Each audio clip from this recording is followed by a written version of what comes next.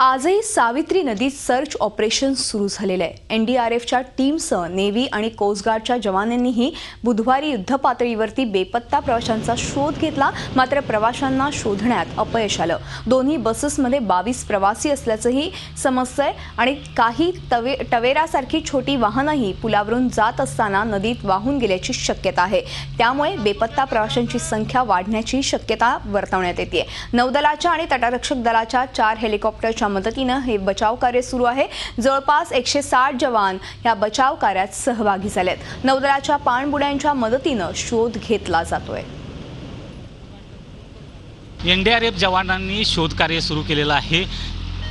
सावित्री नदीमध्ये मधोमध आपण आहोत एनडीआरएफच्या बोटीमध्ये आणि एनडीआरएफच्या जवानांना कालपासून जो विविध समस्यांचा सामना करावा लागतोय तो या ठिकाणी आपल्याला पाहायला मिळतोय, कारण आपण सावित्री नदीच्या मधोमध आहोत आणि जी पाण्याचा वेग आणि प्रवाह हा जो आहे तो अत्यंत वेगाने आहे। त्यामुळं जे शोधकार्य आहे त्यामध्ये अडचणी लक्षात येत आहेत आणि त्याचबरोबर स्कुबा डायव्हिंग जे इंडियन नेव्हीचं आहे ते देखील आता मदतीसाठी आलेलं आहे आणि जे मदत आहे ती शोधकार्य अत्यंत वेगाने सुरू आहे।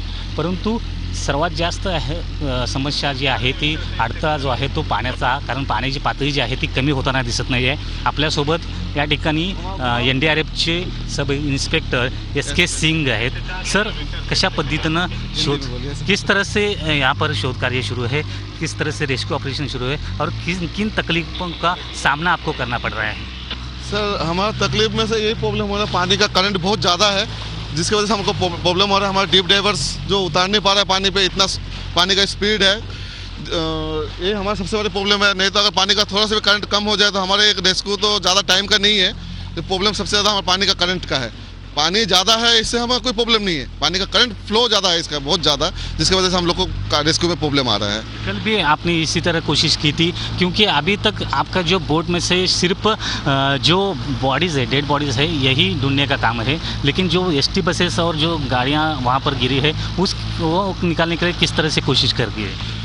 उसके लिए हम डीप डाइवर नीचे डालने की कोशिश कर रहे हैं, लेकिन डीप डाइवर हमारा 300 किलो का एक मैग्नेट डाले हैं, वो 300 किलो का मैग्नेट को आगे निकल कर लेकर जा रहे थे। 50 किलो का डीप डाइवर कहाँ रुक पाएगा उस पानी के अंदर? फिर भी हमें बहुत कोशिश कर रहे हैं एक डीप डाइवर नीचे भेज के बस का लोकेशन पता करने के लिए। अडथळा खूप आहे, रेस्क्यू ऑपरेशन कठीण आहे, कारण पाण्याचा वेग जो आहे तो प्रचंड आहे। त्यामुळं कुठंतरी रेस्क्यू ऑपरेशनमध्ये मर्यादा पडताना या ठिकाणी दिसून येत आहेत। Video journalist Dheeraj Krishnat Patil, Zee media, Mumbai. Zee 24 तास रहा एक पाऊल पुढे।